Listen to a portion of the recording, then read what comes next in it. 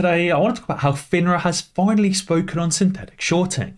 FINRA has just released a notice on MMTLP, which I think has tons of similarities to AMC and will be very important. So stay tuned and let's make some money. And now I want to dive straight in with the key information. So, FINRA tweeted saying that FINRA has received a number of questions relating to a corporate action and trading halt in MMTLP. They said to learn more about how corporate actions and trading halts are processed, as well as specific information related to MMTLP right here. But as you can see by a number of these comments, FINRA haven't really done the right thing, and if anything, they've just exposed even more fraud. Now, FINRA have released this notice saying they did indeed halt trading in MMTLP 2 days early or 3 days early on December 9th, 2022, when in fact they didn't really need to halt trading until the 12th. So on the 12th of December, new shares were being distributed to MMTLP shareholders for the Next Bridge hydrocarbon shares. Now, MMTLP wasn't being deleted until 2 days later on December 14th. That obviously gives them the 2 days T+2 time that they need to ensure that all the new shares of NextBridge Hydrocarbon have been correctly distributed between December 12th and December 14th. But they agree that they in fact halted trading 2 or 3 days early on December 9th, under the guise that the MMTLP shares needed to settle before December 12th. Now here's where it gets really interesting. It says that FINRA is permitted under its rules to impose a quoting and trading halt in an OTC equity security where FINRA determines that an extraordinary event has occurred or is ongoing. And that extraordinary event has a material effect on the market for the security, or has caused or has the potential to cause a major disruption to the marketplace or significant uncertainty in the settlement and clearance process. Basically, FINRA is saying that if a certain event occurs or could occur that could wildly disrupt the marketplace and specific trading or cause some kind of uncertainty, they can halt trading whenever they like. And they've basically said they issued this halt under the guise of certain uncertainty regarding how transactions executed after December 8th would settle. And importantly, there's another question asked saying what happens if short positions in MMTLP were not closed out before FINRA halted trading. And it says that broker-dealers have operational covenants in place for adjusting short positions following a corporate action. And they've said that in this instance or in this corporate action, the shorts decided not to actually close their short positions in MMTLP even though it was being delisted. They effectively just transferred these short positions in MMTLP to NextBridge Hydrocarbon. So that means, interestingly, these shorts are actually all still there, and all of those synthetics are still there as well, and those synthetics and shorts did not get deleted. But also it means that FINRA effectively gave these shorts a pass, as these shorts didn't need to close out of their positions on an effectively deleted security. They could just transfer those shorts to a completely different stock. It's not like in an acquisition where the acquiring company acquires the smaller company and the smaller company effectively becomes the larger company. This was two entirely different companies, or two entirely different sets of shares. And these shorts decided saying, no, we're not going to cover our shorts here in this company. We're just going to transfer our shorts to a completely different company in a completely different stock. And as John Berger tweeted, he said it's interesting there was no mention of their obligation to police the broker-dealers, market makers and short hedge funds under their purview. Effectively, FINRA was trying to place 100% of the blame that shorts didn't close out on those broker-dealers and avoided blame entirely themselves. But John says that I believe we've got broker-dealer correspondence that says they would have forced the shorts to cover, but they were waiting on instructions from FINRA and the DTCC. So effectively these broker-dealers did actually want to force these shorts to close out of their short positions, but FINRA either said nothing or FINRA said no, we'll give these shorts a pass. So it's quite annoying and quite worrying actually that shorts can be transferred from two entirely different companies. Shorts could be transferred from APE to AMC and back again, and maybe shorts could even be transferred from AMC to GameStop and from GameStop to Bed Bath & Beyond and from Bed Bath & Beyond to AMC. Whether these shorts can be freely transferred whenever and wherever, or whether they can only be transferred during a corporate action, I don't know, but it just seems that FINRA is even more fishy and even more shady than they were before. I think it will be interesting to see what happens to the shorts during the conversion and reverse split of APE and AMC.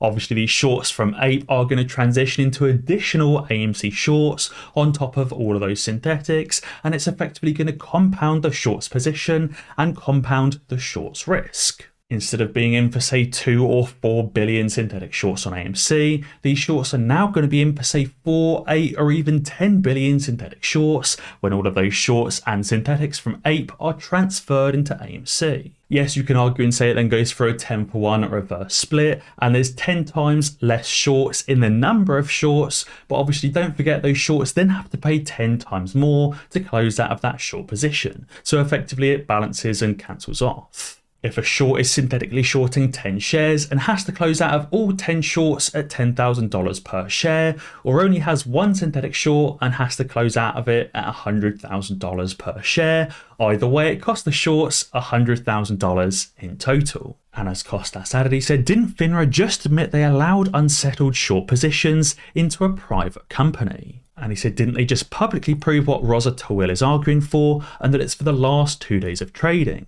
As outlined in the SEC approved S1, these shorts should settle all of their short positions in a fair and open market for all MMTLP holders. And therefore he's urging that FINRA reopen the last 2 days of trading for all shorts to settle in a fair and open market, as the SEC suggests that those shorts should be settled by. Because obviously these short positions were not settled at all, because obviously the shorts were just simply transferred from MMTLP to NextBridge Hydrocarbon. But I also have this very, very interesting video of Janet Yellen absolutely panicking under pressure because the Fed has no idea what's currently going on and they have no idea what they're currently doing. I think this really just adds even more fuel to the fire. This banking crisis has not been stemmed and is likely to continue over the next few weeks and the next few months, crashing the stock market further.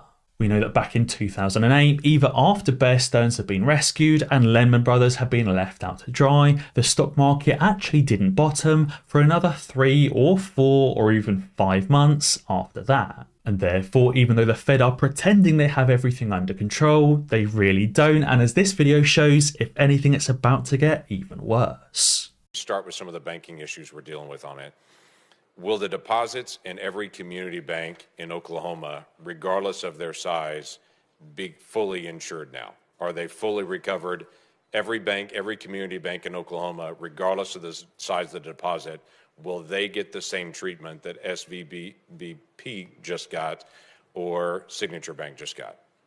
A bank only gets that treatment if a majority of the FDIC board, a supermajority of the Fed board, and I, in consultation with the president, determine that the failure to protect uninsured depositors would create systemic risk and significant economic and financial consequences. So what is your plan? We made that determination. Right. So what is your plan to keep large depositors from moving their funds out of community banks into the big banks?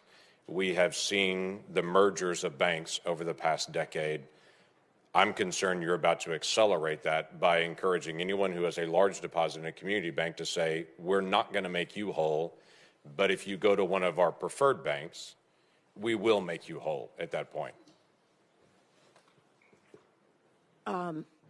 Look, I mean, that's certainly not something that we're encouraging. That is happening right now. That is happening because depositors are concerned about the bank failures that have happened and whether or not other banks could also No, fail. it's happening And because you're fully insured no matter what the amount is if you're in a big bank. You're not fully insured if you're in a community bank. Well, you're not fully insured. And you were at Signature, and it just barely met that threshold. You were at Signature.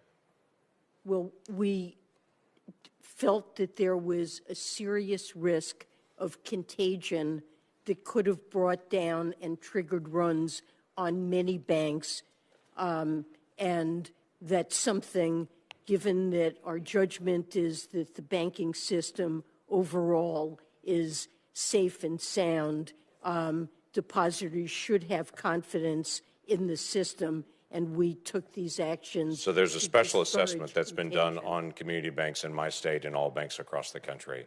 Was there any discussion that that special assessment would only apply to the larger banks, or was it always assumed the special assessment would cover every bank, including rural banks in my state?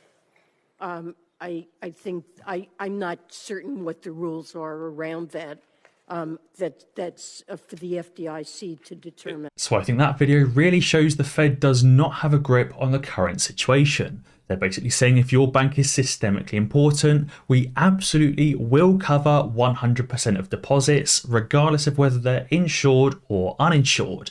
But if your bank does not qualify as systemically important, you're going to be hung out to dry. But now obviously the real problem here is obviously Janet Yellen and the Fed haven't given a specific stipulation level as to where you're systemically important or systemically not important. As far as I was aware, it was supposed to be around $200 billion. And while Silicon Valley Bank had deposits over $200 billion, Signature Bank actually didn't. So maybe that limit for systemic importance has got smaller. Maybe it's not 200 billion anymore, maybe it's 100 billion or maybe 50 billion. But if you are a smaller, non-systemically important bank, one, how do you know if you're not systemically important? And two, what do you tell your customers? Do you tell them, guys, sorry, we're not insured? You should probably take your money out and go to JP Morgan or somewhere else, because at least that way your money will be safe. It's effectively a self-fulfilling prophecy, because as soon as Janet Yellen actually puts a figure on where systemic importance lies, anyone that has money in a bank that doesn't quite reach that figure should probably take their money out ASAP before the bank goes down and their money isn't covered. If anything, what the Fed is actually doing at the moment is probably encouraging bank runs on smaller banks and encouraging depositors to withdraw their money from smaller banks and put it into big banks, because at least that way your money's covered regardless of how much you have in there. But guys, be sure to let me know what you think down in the comments below. And as always guys, be sure to ding that notification bell, because that way you'll be alerted when I upload a new video. Cheers.